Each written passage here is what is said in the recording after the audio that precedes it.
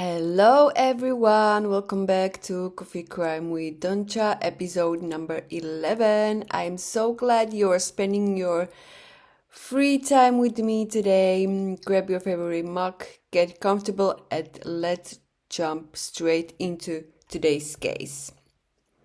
Before we start, here is your quick reminder as always. If you enjoy listening to my podcast, please take 2 seconds to hit that follow or subscribe button on Spotify, Apple Podcast, YouTube, or wherever you listen. Leaving a 5-star review really helps the podcast grow, and I appreciate every single one of you. Today we have a very special case, guys. It's blowing my mind, like really. We are traveling to Poland and to Germany to cover a deeply baffling case from 2018, and it's the disappearance and death of 30-year-old Mateusz Kawecki. Also, this case involves Polish names, Polish cities, so I hope I pronounce it correctly. If not, I apologize in advance. So this case involves a father-to-be who vanished on his way to his daughter's birth, a series of lies, missing cars, police miscommunication, and a shocking discovery inside the family barn. This case is, guys, this is like really, really wild. After listening to this episode, I want to know your opinion, what you guys think, what are your theories, because this case raises more questions than answers, to be honest. Also, I couldn't find so many information, so we are working with what I have. And if you know more, please let me know and I will pin your comment. Before we begin, here is your trigger warning. Today's episode discusses unexplained deaths, potential suicide, physical decomposition, and not so nice stuff. So if these topics are difficult for you, please feel free to skip this episode and take off yourself. Also, guys, as you all already know, English is not my first language, so please be kind to me as well. All right, let's get into this case. I am Doncha, this is Coffee Crime with Doncha and the mysterious death of Mateusz Kawecki. So Mateusz was born in 1988 in Hutków, in a very small farming village in southeastern of Poland. In 2013, when he was around 25 years old, Mateusz moved to Hanover, to Germany, to work for a construction company. His family was close. His father worked also at the same construction company in Hanover, and his sister Katarzyna and aunt also lived in Hanover. So they were close to each other, except for his mother, Anna. She stayed in their family home in Hutków. Mateusz also had a long-distance relationship with his fiancée, who lived in a village called Lipia Góra in northwestern Poland, nearly 600 kilometers away from him. Now, I don't know how long do they know each other. I only found out information that she was pregnant with him. She was fiancée. I also don't know her name, so this is all what we have. By early 2018, his fiancée was heavily pregnant with their first child, a baby girl. Mateusz was excited to become a father. He planned to take time off work to be at the hospital for the birth and spend Easter with his family.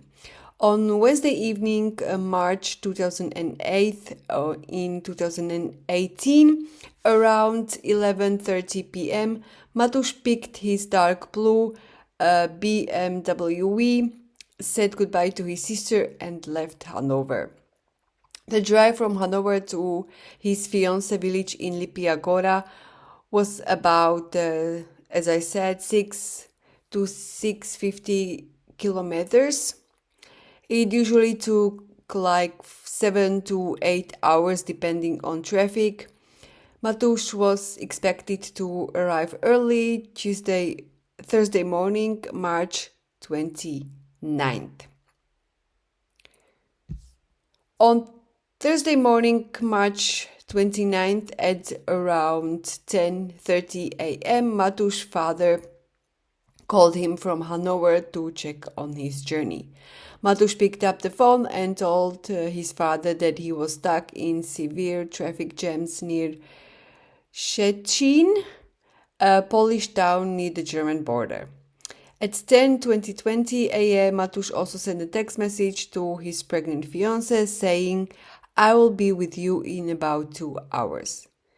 That text message was the very last confirmed contact everyone ever had with Mateusz. Hours passed, 2 hours turned into 5, then 7. Mateusz never arrived in Lipia Góra. He didn't answer his phone, and he also didn't show up at the hospital when his fiancée went into labor. That same evening, Thursday, March 29th, Mateusz's mother went to the police station in Zamość to report her son missing. But, as we already know, officers turned her away, saying it was too early and suggesting he probably just stopped to rest or to meet some friends. By early April, the family officially filed missing person reports in both Germany and Poland. And guys, this is where the nightmare of bureaucracy began. German police refused to investigate because they claimed Mateusz had already crossed into Poland. Polish police claimed Mateusz's German SIM card never contacted to Polish cell tower, so they couldn't trace his phone, arguing he was still in Germany. So both police forces pointed fingers at each other, leaving the families to search alone, and they investigated nothing.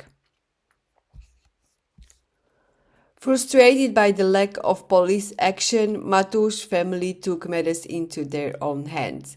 They printed flyers, appeared on television shows, and drove along the entire highway route showing his picture at the gas stations. While the search went on, 6 days after Mateusz vanished, his fiancée gave birth to their daughter. Mateusz was not there to hold his newborn child, unfortunately. Months later, when investigators finally analyzed security camera data and public transport receipts, they uncover a shocking truth, and this is when the story turns upside down. They found out that Mateusz had completely lied to his father and fiancée on March 29th. He was never near Szczecin. In fact, he didn't drive his BMW across the border at all. Automatic number plate cameras at border crossings never registered his car plates. Instead, receipts found later showed Mateusz took a train from Germany to Frankfurt, a German town on the Polish border. On the night of March 29th to 30th, he walked across the border bridge into Poland. There he checked into a hotel room with an unknown second person. Police, however, have never publicly identified who that person was or their gender. So we really do not know if it was a woman, if it was a man, how old, we know nothing about this person. The next day, March 30th, Mateusz took a train to Warsaw and then a bus to Zamość, arriving near midnight. He was not heading northwest to his pregnant fiancée in Lipia Góra. He was traveling southeast, to his parent village Hutków. And that's all we know. And this was also the last thing that we know from his disappearing, until, and here we come. For nearly 6 months, from April to September 2018, Mateusz family continued searching. Between May and June, his family even left their house in Hutków empty to conduct searches across the country. On Wednesday, September 12th, 2018, a neighbor approached Mateusz's mother in Hutków. The neighbor asked about the foul, unbearable smell coming from their 2-story family barn.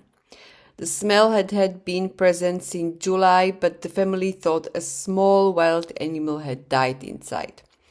The neighbor offered to check the upper attic level of the barn. He climbed the ladder.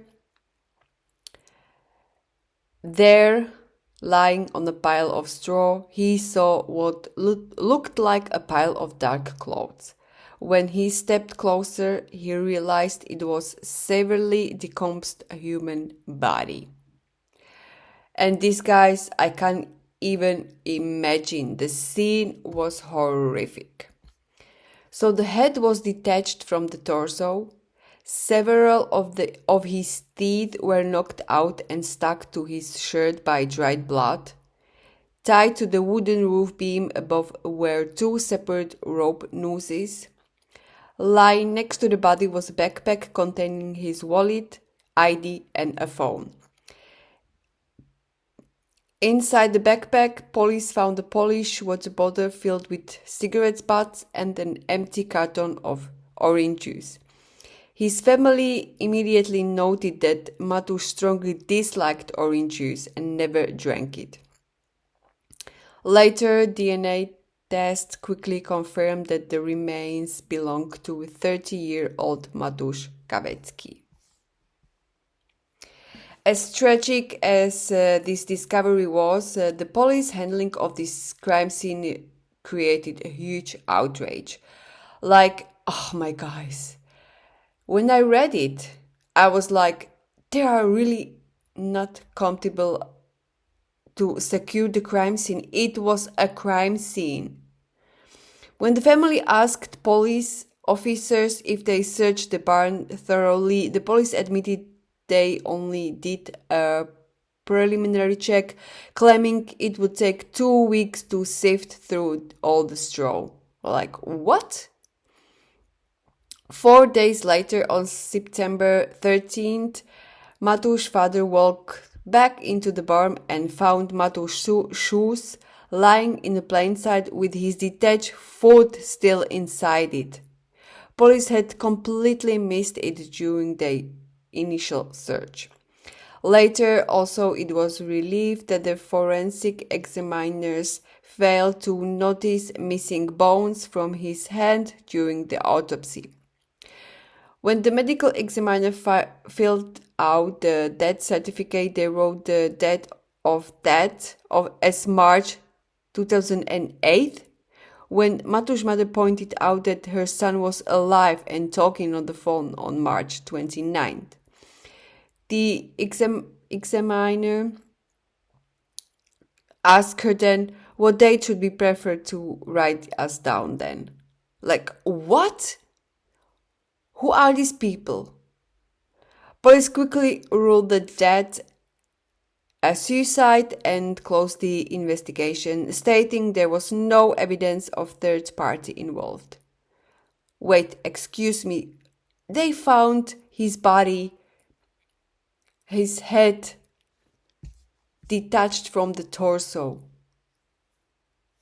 Like, how was this a suicide? He was missing for 4 months. Like, what? Also, the family and public raised major questions. As I said, like, this case raises so many questions that give us answers. How was the body missed for 6 months? The family used the barn regularly during the summer and the attic beam was visibly from the ground, so they would notice if a person was hanging there. Where is his car? Mateusz's navy blue BMW and his car keys vanished completely. They were never found in Germany or Poland and were never re-registered. Also, what about the teeth and the blood? Pathologists noted that teeth do not simply fall out due to decomposition unless there is a severe trauma. The fact that teeth were stuck to his shirt with blood suggested he suffered a severe impact or physical beating before that. And who was in that hotel, as I already told you about? Who was this person Mateusz checked into the hotel with on March 29th? What really happened to Mateusz Kawecki? If you ask me, guys, I think that this was not a suicide. I think this was a homicide. But let me know what you think. Also, investigators and online researchers have debated two main theories. The first was planned suicide. The official police stance is that Mateusz experienced a psychological crisis or panic about becoming a father. He deliberately abandoned or sold his BWV, took public transport back to his childhood home, stayed in the hotel, bought a rope and hanged himself in the barn when no one was home. Supporters of this theory argued that the decapitation and detached feet can happen naturally over months of hanging and decomposition. Okay, let's say this was a planned suicide. Why was his head detached from torso? Why was his foot found in his shoes? I don't think this was a suicide. Maybe he committed a suicide, but who would cut out his body like that afterwards? Okay, let's jump into the second theory. Foul play and staged crime. Mateusz's sister Katarzyna and his family firmly believe he was murdered, as I do as well. They believe he met someone in Germany or in Poland afterwards and he got into financial or personal trouble, was severely beaten, explaining the knocked out teeth and blood, and his body was brought to his barn later to stage suicide. They argue it is physically impossible for a body to hang in an open, actively used barn for 6 months without anyone noticing the sight or smell earlier. Yeah, I also think this was a foul play. A stage crime, I don't know about that. If it is, as a family explained, that he might got into financial or personal trouble, was beaten, then this person he met might or knew where he lived. Because if this was so, they would stage it as a suicide and they knew where he lived. So they brought the body there after he was murdered. But guys, these are just theories. Now I would like to know what your opinion is on this case. In September 2017 and later reviews, Polish prosecutors officially shelved the case, maintaining that no crime was committed, as I said. So this is still an open case. It is still a cold case, even though prosecutors officially solved the case. But I read so much comments on this case, and the people do not agree that this was a suicide. So Mateusz Kawecki was laid to rest in September 2018 in Krasnodar. He never got to hold his daughter, who grew up knowing her father only through photos. Whether this was a tragic mental health crisis or a hidden crime, the severe mistake made during the investigation left a grieving family without clear answers. As I told you guys, I want to know your thoughts on this case. Do you think the police were right about the suicide, or are there too many unanswered questions about this card and the hotel and the person and the body? Let's talk in the comments. If you found this episode informative, please share it with the friends. Also, if you know more about this case, please let us know. If you have any hints, please contact the police. Also, please leave a 5-star rating on Spotify or Apple Podcasts, or subscribe on YouTube so you won't miss any other episodes. Thank you so much for spending your time with me today. Look out for one another. Stay safe. Keep your coffee warm, and I will see you next time for episode 12. Bye, guys.